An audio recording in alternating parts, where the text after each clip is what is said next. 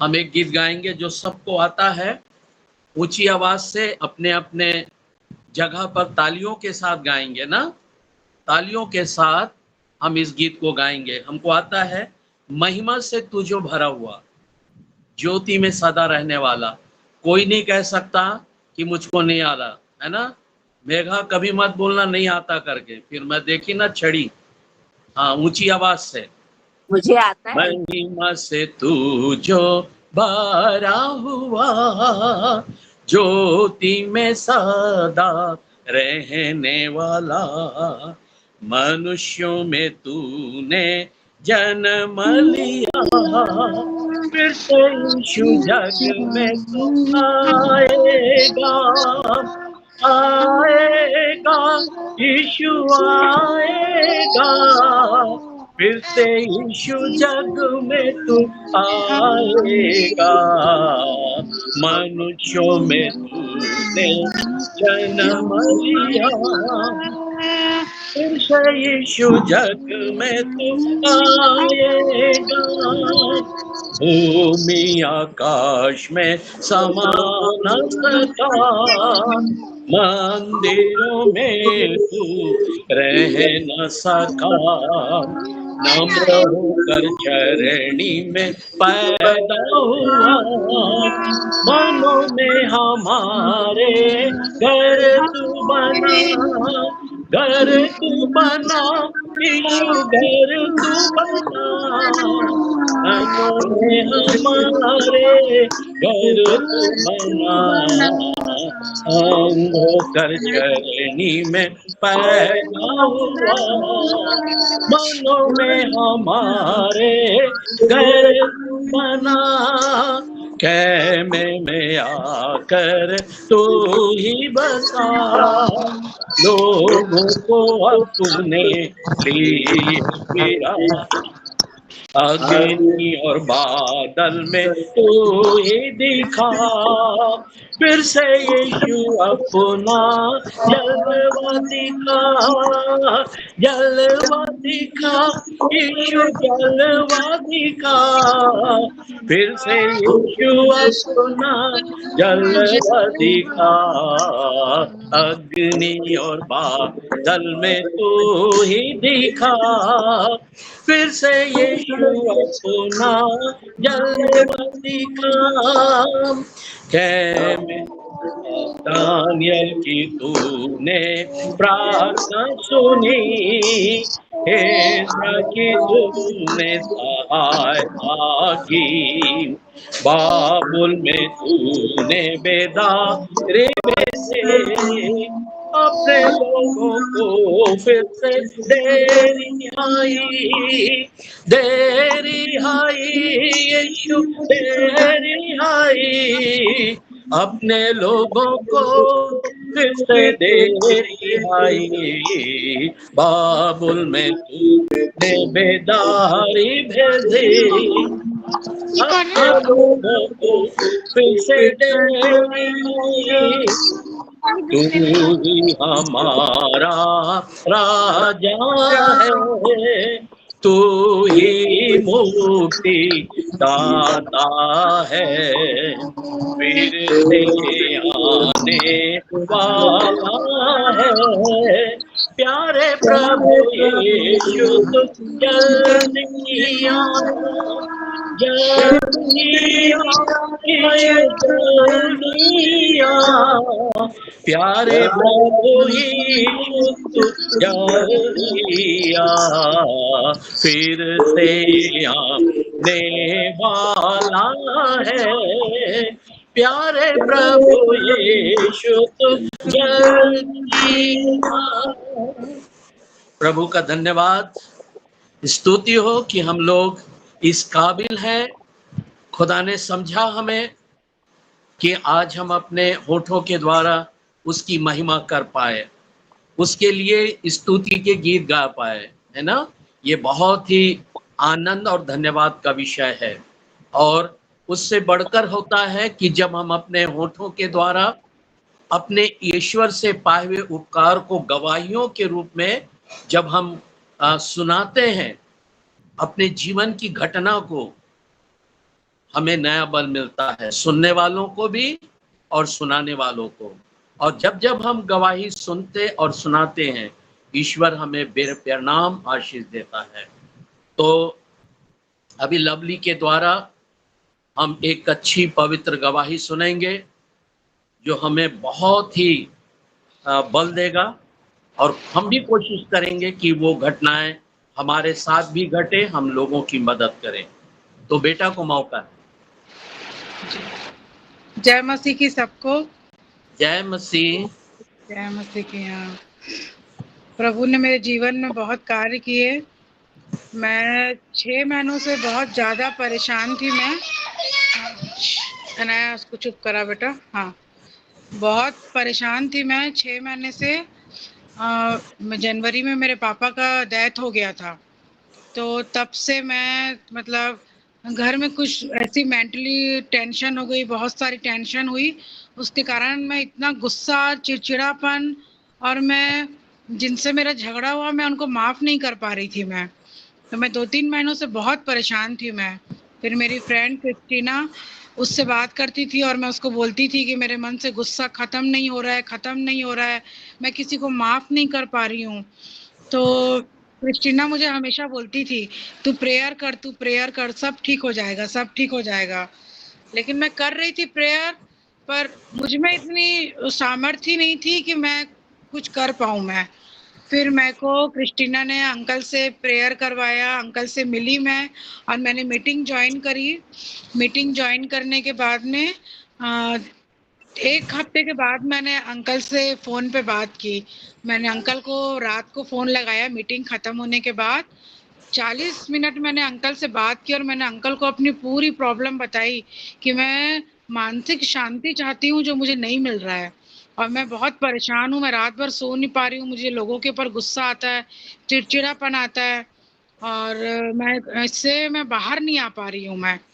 Uncle ने मेरे लिए प्रेयर की, मेरे बच्चों के लिए प्रेयर की। मेरी छोटी बेटी भी बहुत बदमाश है, वो घर में सब कोई भी चीज़ें उठा के खा लेती है। वो दीवार खाना, मिट्टी खाना, और इतना मतलब उसको 1 मिनट नहीं देखो तो वो दवाइयाँ भी ढूँढ-ढूँढ के खा लेती है। फिर अंकल ने प्रेयर की हमारे लिए, और 2 दिन में मेरा दिल पूरा बदल गया, मेरा मन बदल गया। जो मैं इतना गुस्सा थी लोगों से, और मैं लोगों से बात करना छोड़ दिया था मैंने। सिर्फ 2 रात लगी और 2 रात में ही मेरा मन पूरा बदल गया और मैं इतनी शांत हो गई मैं कि सारा गुस्सा खत्म हो गया, सब चीज़ें खत्म, मेरा मन एकदम शांत, मैंने सबको माफ़ कर दिया और थैंक वापस से मेरे दिल में उनके लिए प्यार हो गया। मुझे लगा वो मेरी बहनें ही तो हैं और वो मेरे ही तो लोग हैं, और मैं क्यों उनको माफ़ नहीं कर सकती हूँ। और अंकल ने मुझसे प्रेयर में ये भी कहा उनका भी दिल बदल जाएगा, और विदिन 10 डेज में उनका भी दिल बदल गया। वो भी मेरे लिए सॉफ्ट हो गए और मैं भी उनके लिए सॉफ्ट हो गई। और आज उनका भी फ़ोन आता है और मैं भी उनसे बात करती हूँ। मैं इतनी परेशान हो गई थी मैं कि कुछ मुझे समझ में नहीं आ रहा था, और 2 दिन में मेरे जीवन में सब बदल गया। मैं बिल्कुल शांत। फिर मैंने क्रिस्टीना को फ़ोन किया मैंने, और क्रिस्टीना को सारी बातें बताई मैंने। और कल कल मेरे घर में मतलब अब जैसे-जैसे मैं प्रभु में बढ़ते जा रही हूँ, वैसे-वैसे शैतान का प्रहार हो रहा है मुझ पे। अभी 1 हफ्ता पहले की बात है, मेरे पूरे हाथ में, पैर में पूरा नाखून से खुरचा गया था। मेरे 2 बार खुरचा गया तो मेरे को पता नहीं चला रात में। तीसरी बार जब नहाती थी ना तब मुझे पता चलता था, बहुत जलन होती थी। तो जैसे नाखूनों के निशान होते हैं ऐसे मेरे पैरों पे, मेरे हाथ पे। फिर मैंने क्रिस्टीना को सब फ़ोटो खींच के भेजा। मैंने कहा ऐसा कभी नहीं होता था, ये देखो मेरे साथ क्या हो रहा है। फिर अंकल ने और क्रिस्टीना ने मेरे लिए प्रेयर की, और उसके बाद 3 दिन कंटिन्यू प्रेयर हुई और चौथे दिन से सब चीज़ें बंद हो गईं। और उसके बाद जब ये एक शैतानी प्रहार हुआ, उसके बाद दूसरा कल मेरे हस्बैंड हमारी राशन की दुकान है, तो रोज़ बाज़ार जाते हैं सामान लेने के लिए वो। तो जब वो बाज़ार जा रहे थे तो घर में आए बच्चों से मिलने के लिए, तो बच्चे उनको खूब प्यार कर रहे थे, उनको बहुत चुम्मा कर रहे थे वो। तो मैंने बोला आप जल्दी क्यों नहीं जा रहे हो बाज़ार, आप जल्दी जाओ, इतना धूप हो गया है, आप जल्दी जाओ। तो ये बोले नहीं आज पता नहीं क्यों बच्चे मुझे बहुत प्यार कर रहे हैं। तो मैं दुकान में थी और वो घर पे थे, बच्चों से मिलके जा रहे थे बाजार वो। मेरे मन में ये वाली बात आई कि ना मैं इतना बच्चे क्यों प्यार कर रहे हैं, क्या पापा वापस नहीं आएंगे क्या, ये इतना क्यों प्यार कर रहे हैं। तो मैं अपने मन में ऐसे बोली, फिर ये मेरे सामने ही गाड़ी लेके मार्केट चले गए। तो मैंने पीछे से बोला ये गलत बात मेरे मन में क्यों आई। मैंने तुरंत उसी समय दुकान में बैठे बैठे प्रेयर किया कि यीशु में आपके लहू के बाड़े से मैं अपने हस्बैंड को बांधती हूँ, और जैसे ये जा रहे हैं सुरक्षित, वैसे ही आप इनको सुरक्षित वापस लेकर के आइएगा। और ये वापस आए, 3 बजे वापस आए, 1 बजे गए थे ये, और इनने मुझे कुछ नहीं बताया। शाम को इनने मुझे बताया कि आज मेरा बहुत बड़ा एक्सीडेंट होता, मैं मरते-मरते बचा हूँ मैं आज। एक बहुत बड़ा, ये अचानक से गाड़ी को मोड़ दिए, और बहुत ऑटो वाला था पीछे, मैटाडोर वाला बड़ा, और वो उनको हिट करने वाला था। फिर उसने एकदम से ब्रेक मारी और इनको चिल्लाया भी कि तुम कैसा गाड़ी चला रहे हो, अचानक से तुमने गाड़ी मोड़ दी। तो अगर वो ब्रेक नहीं मारता तो एक्सीडेंट में, बहुत बड़ा एक्सीडेंट हो जाता उनका। इन्होंने मुझे वो बात रात में बताई कि आज मेरे साथ ऐसा-ऐसा हुआ था। तो मैंने कहा आज आप बाज़ार जा रहे थे तो मेरे मन में ये बात आई कि बच्चे क्यों तुमको इतना प्यार कर रहे हैं, क्या तुम वापस नहीं आने वाले हो क्या? और फिर तुम जैसे ही बाज़ार के लिए निकले तो मैंने उसी समय प्रेयर किया था कि जैसे मेरा पति जा रहा है वैसे ही मेरा पति सुरक्षित वापस आए। ऐसा कभी नहीं होता है, ये अचानक हुआ आज। तो मैंने फिर प्रभु को धन्यवाद किया, और मैंने फिर क्रिस्टीना को आज ये बात बताई। और अंकल ने फिर मुझे बताया कि कल अंकल को ये चीज़ का पता चल चुका था कि हमारे घर कुछ अनहोनी होने वाली है, लेकिन अंकल ने मुझे नहीं बताया था, मगर अंकल को कल पता चल गया था ये बात। कल अंकल ने बोला भी था कि बेटा तुम मुझसे फ़ोन पे एक बार बात करना, लेकिन मैं नहीं कर पाई थी अंकल से बात। आज दिन में मैंने बात करी, फिर अंकल ने हम लोग सबके लिए प्रेयर किया। तो मैं अंकल का भी बहुत धन्यवाद दूँगी। अंकल, जब से आप मेरे जीवन में आए हैं, तो एक मार्गदर्शन मिला है मुझे, एक जीने की मेरे को राह मिल गई, जो मैं अभी तक जो चीज़ को मैं वो मिस कर रही थी, कि मेरे पास कोई ऐसा नहीं है जो कि जो मुझे आगे चलने के लिए रास्ता दिखाए। तो अंकल मैं आपको बहुत-बहुत धन्यवाद करूँगी मैं, और आगे भी मेरे लिए और मेरी बेटी और मेरे हस्बैंड के लिए आप प्रेयर करते रहिए। ओके। ईश्वर खूब आशीष दे गवाही के लिए। हर जी, बाप अपनी बेटियों के लिए भला ही सोचता है ना? जी, हम जी, आंसुओं के साथ, उपवास के साथ अपनी जी, बहनों के लिए, अपनी बेटियों के लिए, बेटों के लिए, अपने नाती-नतनी, पोते-पोतियों के लिए हम प्रार्थना करते हैं, है ना? ये तो जी, जब अपन बैठते हैं तो एक छोटी प्रार्थना होती है। लेकिन जब हम अपने घर में रहते हैं, जब हमको मौका मिलता है प्रेयर का, है ना? तो भोर के समय मैं आप लोगों के लिए प्रेयर करता हूँ। वे सब जो प्रभु में हैं, उनके लिए। शाम को मैं जनरल सबके लिए प्रेयर करता हूँ, है ना? तो मैं नाम ले लेकर आप लोगों के लिए प्रेयर करता हूँ, और मुझे मालूम है मेरा परमेश्वर आप लोगों को, बाइबल में लिखा है मैं तुम्हें धोखा ना दूँगा, है ना? परमेश्वर आपको कभी धोखा नहीं देगा। वो सच्चा है, वो पिता है ना? जब हम पिता जी, अपने बच्चों को धोखा नहीं देते हैं, तो वो स्वर्गीय पिता कैसे धोखा देगा? अब सबके जीवन में गवाहियाँ आएँगी, है ना? अभी 1-2 दिन में और एक अच्छी गवाही आप सुनने पाओगे आशीष के लिए, है ना?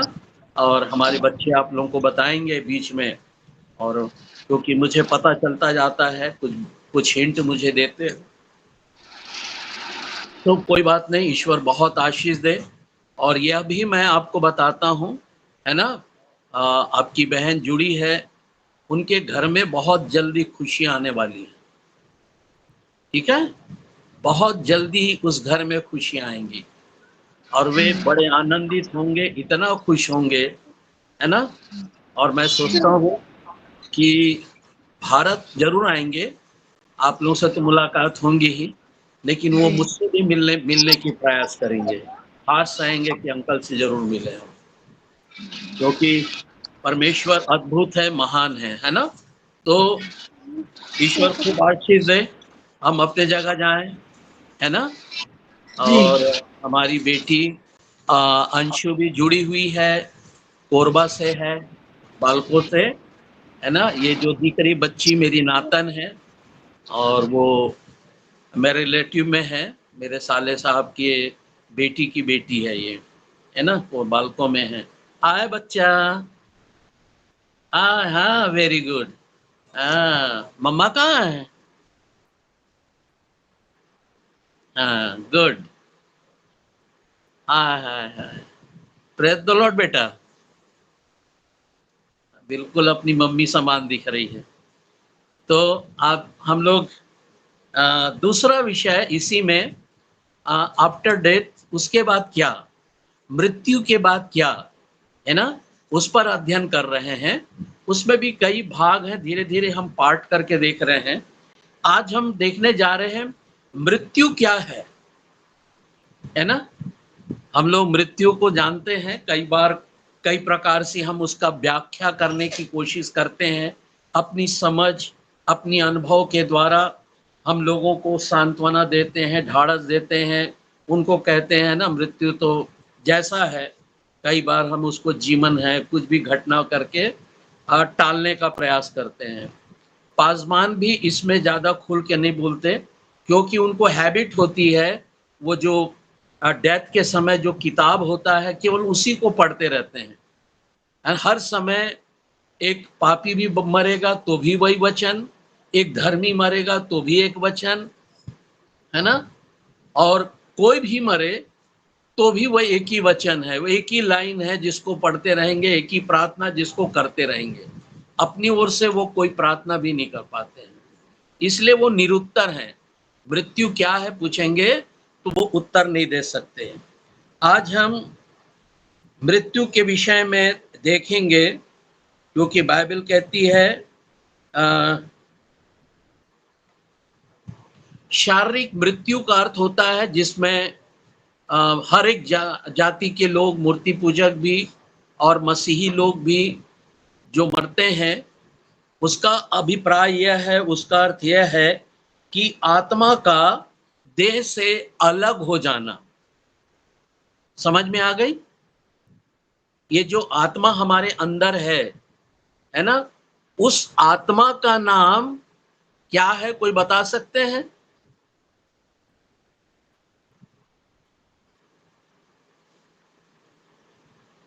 वो जो आत्मा है, कोई बताइए, फट से जवाब दीजिए।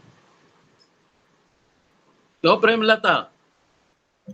यीशु मसीह है हमारे अंदर। अरे यार, सोल। वो जो आत्मा है उसका नाम प्रेमलता है, शरीर का नाम प्रेमलता नहीं है। इसलिए जब अपन डेथ होते हैं ना, तो अपने घर के फोटो में, फ्रेम में, है ना, लिखवा देते हैं स्वर्गीय, है ना, वो जो था वो चला गया, वो कब्र में है, उसको नहीं बोलते। या कब्रिस्तान में भी जब क्रॉस में लोग लिख देते हैं ना, स्वर्गीय पास्टर सी के सैमुअल, मतलब वो जो चला गया वही पास्टर सी के सैमुअल था। ये जो रोज बैठ के बकबक करता रहता है ना, वो नहीं है, ठीक है। तो याद रखना, ये तो उसका घर है, उस आत्मा का क्या है, घर है। ये डेरा समान सरीखा घर है उसका। एक दिन ये डेरा समान सरीखा घर गिराया जाएगा, लिखा है। हम इसी अध्ययन में आगे देखते जाएंगे इन बातों को। तो मृत्यु का अर्थ है कि देह से आत्मा का क्या हो जाना, अलग हो जाना।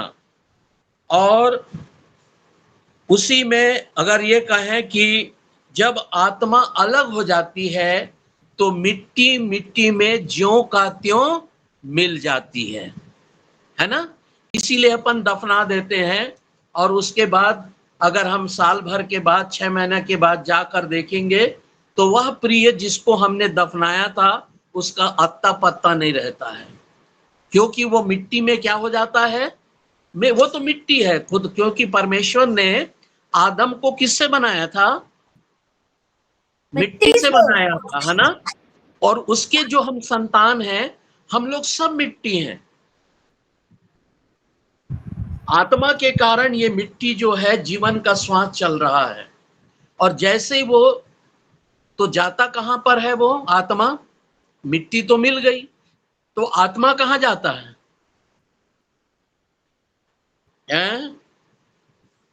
सबोपदेशक 12 का 7,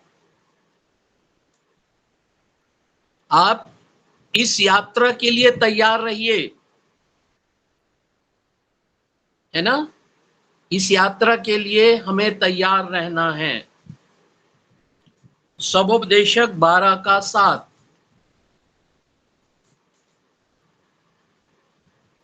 क्या बात है,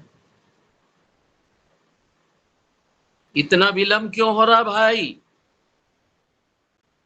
तब लीना, मिट्टी ज्यों की त्यों मिट्टी में मिल जाएगी और आत्मा परमेश्वर के पास जिसने उसे दिया लौट जाएगी। हाँ, मिट्टी ज्यों का त्यों मिट्टी में मिल जाएगा और आत्मा जिसने दिया था, किसको? इस मिट्टी को, उसके पास क्या हो जाएगा? लौट जाएगा।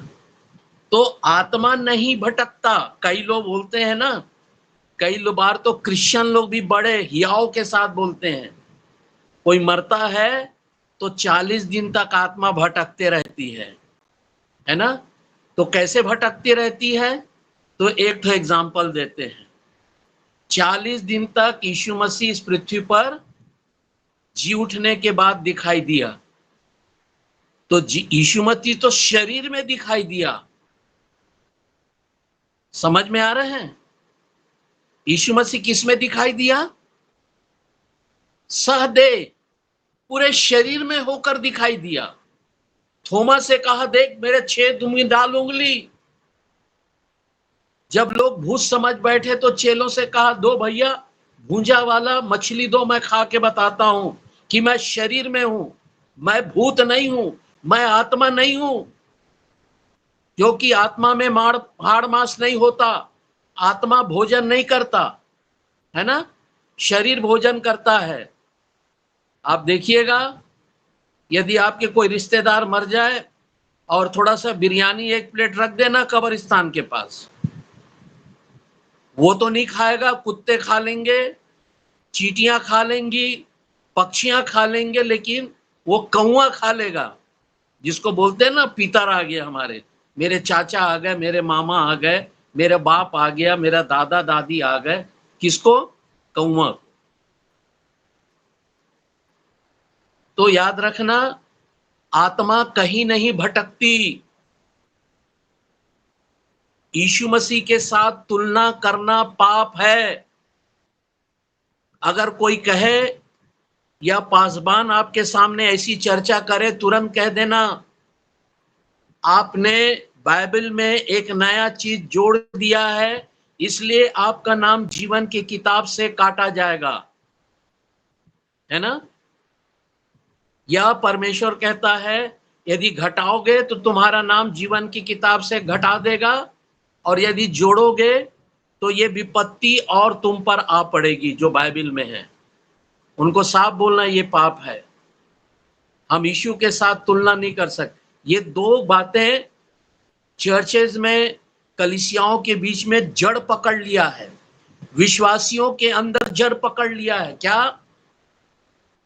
ईस्टर के पहले 40 दिन तक उपवास की प्रार्थना। क्यों? क्योंकि यीशु मसीह भी 40 दिन तक उपवास किया। लेकिन ये समझ में नहीं आता, यीशु मसीह जब बपतिस्मा लिया था, उस दिन से लेकर मरने तक तो 3 साल हो गया था। तो उसने 3 साल पहले उपवास रखा था मरने के, वो तो बपतिस्मा के बाद रखा था, और आप तो उसके मरने के पहले रखते हैं। तो आप परमेश्वर के वचन के विरुद्ध हुए ना। और यदि परमेश्वर के वचन के विरुद्ध है, तो परमेश्वर कहता है, मैं तुम्हारा नाम जीवन की किताब से काट दूंगा। आज के बाद आप लोग कभी मत रहिए, उपवास रहना 365 दिन रहिए, कोई मना नहीं करता आपको, प्रभु भी खुश हो जाएगा। ये 40 दिन से क्या, 365 दिन उपवास रहिए। वैसे ही 40 दिन तक की आत्मा का भटकना, ये धोखे में मत रहिएगा। क्या पढ़िए हमारी अनीता, क्या पढ़ा बच्चा? तब मिट्टी ज्यों की त्यों मिट्टी में मिल जाएगी यस। और आत्मा परमेश्वर के पास जिसने उसे दिया लौट जाएगी। हाँ, तुरंत, है ना। ऐसा नहीं है कि वो देखता रहेगा डेथ होने के बाद पत्नी पति कहाँ है मेरा, या पति देखेगा मेरी पत्नी कहाँ है ना, कैसे मेरे बॉडी को चुम्मा कर रहे हैं, कैसे रो रहे हैं, उसको इतना भी देखने का मौका नहीं मिलेगा। जैसे ही यहां से निकला वो कहां चला जाता है? परमेश्वर के पास। ये आत्मा को किसने दिया? परमेश्वर ने दिया है ना। तो परमेश्वर के पास लौट जाएगा, इसी को मृत्यु कहते हैं। समझ में आ रही है? शरीर का मट्टी में मिलना और आत्मा का परमेश्वर के पास चला जाना, ये जाता तो है, लेकिन दो प्रकार के मनुष्य हैं, है ना। और आत्माएं उन दोनों प्रकार के मनुष्य के कारण दो जगह जाती हैं। कोई बता सकता कहां कहां? अधलोक में और स्वर्ग में। यस, पास 100/100।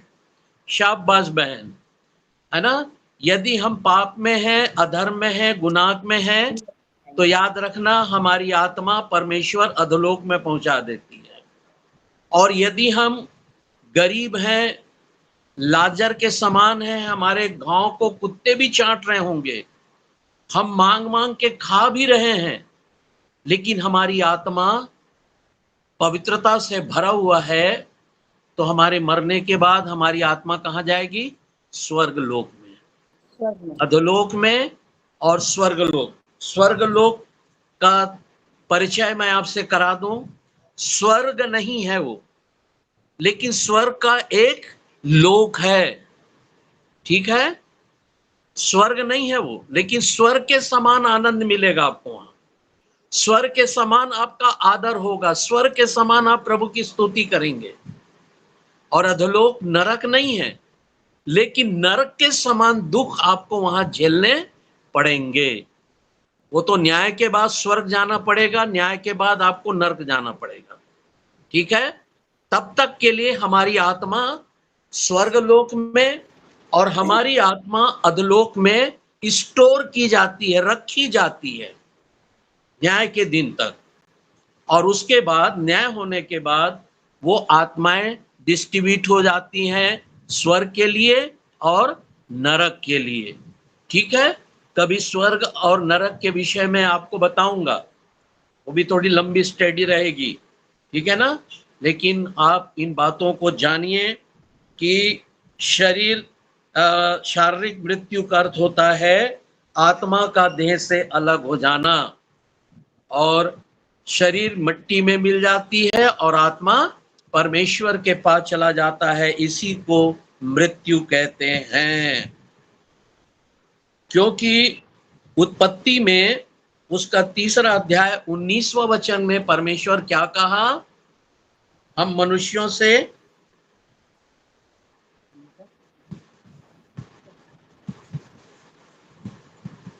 और अपने माथे के पसीने की रोटी खाया करेगा और अंत में मिट्टी में मिल जाएगा, क्योंकि तू उसी में से निकाला गया है। हाँ, तू मिट्टी तो है और मिट्टी ही में फिर मिल जाएगा। करेक्ट, यही वही बात हम यहाँ देख रहे थे, है ना। तू मिट्टी तो है और तू मिट्टी में फिर क्या हो जाएगा? फिर से मिल जाएगा। और आत्मा परमेश्वर के पास चला जाएगा। क्यों परमेश्वर के पास जाएगा? जकरिया 12:1।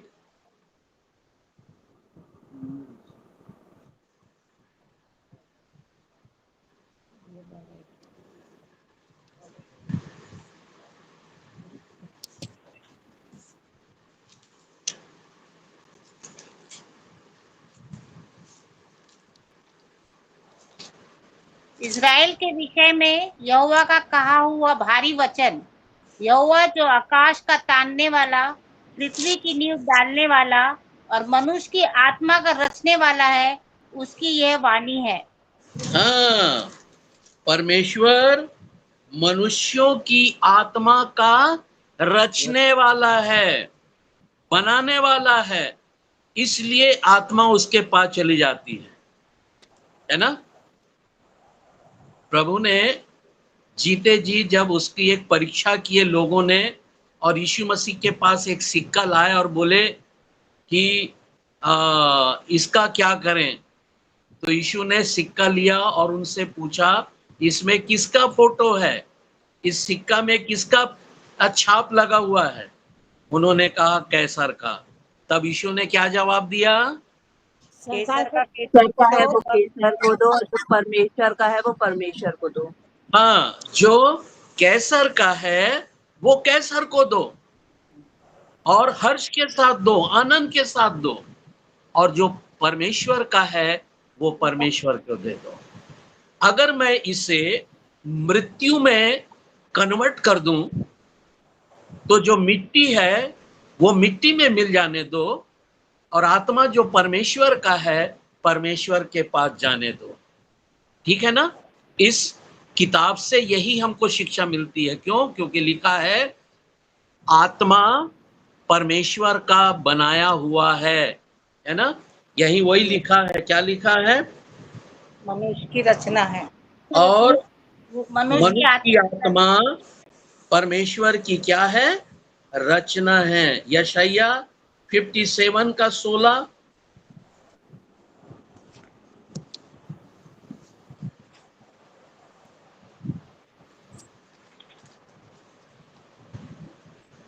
मैं सदा मुकदमा ना लड़ता रहूंगा, ना सर्वदा क्रोधित रहूंगा, क्योंकि आत्मा मेरे बनाए हुए है, और जीव मेरे सामने मूर्छित हो जाते हैं। समझ में? आत्मा मेरे बनाए हुए हैं। वहां कहता है आत्मा रचा है ना? और यशाया में कहता है मैं आत्मा का बनाने वाला परमेश्वर हूं।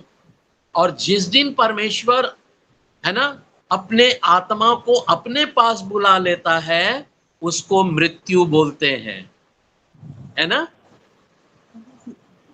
तो मान लिया जाए हमारे मम्मी पापा अपने बच्चों को अपने घर बुला लेता वापस, नहीं वहां बहुत दुख है, वहां बहुत लू है, वहां तकलीफ है, वहां खाने के लिए तू तरस रहा है, तू वापस आ जा नौकरी छोड़ के।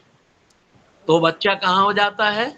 जब घर आता है तो मम्मी पापा अपने बच्चे को देखकर खुश हो जाते हैं, और बच्चा भी अपने माँ बाप को देखकर खुश हो जाता है। होते कि नहीं होते? वैसे ही हम परमेश्वर के बनाए हुए हैं।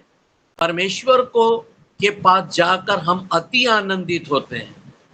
हमारे परिवार के लोग बिलक बिलक कर रोते हैं, ये अलग बात है, लेकिन हमारी आत्मा मगन हो जाती है, हमारी आत्मा खुश हो जाती है।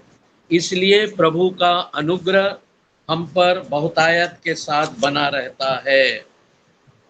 याकूब 2:26।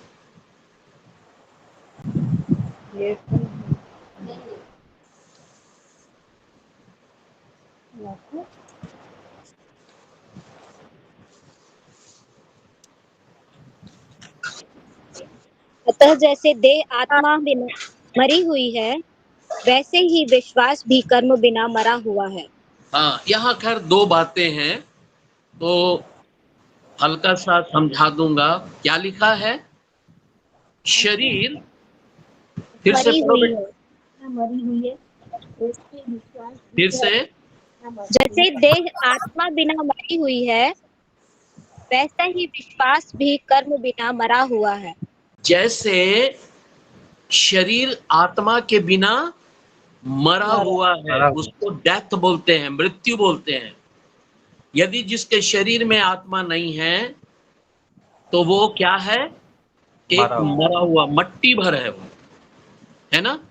एक पार्थिव शरीर है, एक शव है, एक डेथ बॉडी है, क्योंकि उसमें आत्मा नहीं है।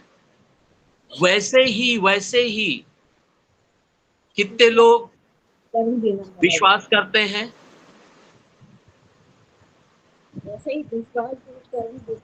बहुत लेट उठा रही प्रशंसा। कितने लोग विश्वास करते हैं, है ना? तो याद रखना, जब आप विश्वास तो करते हैं और यदि कर्म नहीं कर रहे हैं तो कर्म विश्वास के बिना मरा हुआ है। जैसे शरीर आत्मा के बिना मरा हुआ है, वैसे तुम्हारा विश्वास भी कर्म के बिना मरा। हम तो विश्वास करते हैं, घर में ताली बजा के खूब गाना गाते हैं, जैसी 8:30 बजा सारा काम छोड़ के अपन यहोवा यिरे संसर्गन में बैठ जाते हैं, हम खुश हो गए। अब तो हम मरेंगे तो सीधा प्रभु के पास जाएंगे, स्वर्ग लोग जाएंगे। आगे जाते जाते है ना, वहां पर कटनी के लिए और रायपुर के लिए बिलासपुर में क्या बोलते हैं उसको, जंक्शन बोल देते हैं ना, 2 जगह के लिए ट्रेन जाती है ना, उसको जंक्शन बोलते हैं। थोड़ा दूर ऊपर गए, वहां पर जंक्शन मिल जाएगा, एक अधोलोक जाने के लिए और दूसरा स्वर्ग लोक जाने के लिए। आप कितनों ताली बजा के गाओ और कर्म नहीं करोगे तब तो गए काम से। मैं नहीं कह रहा हूं ना, सॉरी, मैं कान पकड़ता हूं, मैं नहीं कर रहा हूं, मैं आपको डरा नहीं रहा हूं, ये प्रभु यीशु मसीह आपको बोल रहा है। जो बोलना है उसी को बोलना है ना, कि घबरा गई, मैं ऐसा हो गई, ऐसा ऐसा बार बार कहते हैं ना फोन करके मेरे को। हाँ, प्रभु को फोन लगा के बोलना है ना, क्योंकि प्रभु आपसे कह रहा है यदि आप कर्म नहीं करोगे। कर्म क्या है? विश्वास क्या है? पहला पतरस 1 अध्याय 9वां वचन खुलता है तो थोड़ा पूरा ही बोल देना चाहिए, समझा देना चाहिए। और अपने विश्वास की हुई वस्तु का निश्चय और अनदेखी वस्तुओं का प्रमाण है। उद्धार प्राप्त करते हो। हाँ, कोई और ऊंची आवाज से। विश्वास आशा की हुई वस्तु का निश्चय और अनदेखी वस्तु का प्रमाण। अरे आप तो 11 पढ़ रहे हैं इब्रानी। मैंने कहा पहला पतरस 1 का 1, आप तो इब्रानी 11:1 पढ़ दिए। पतरस की ओर से जो यीशु मसीह का प्रेरित है, उन परदेशियों के नाम जो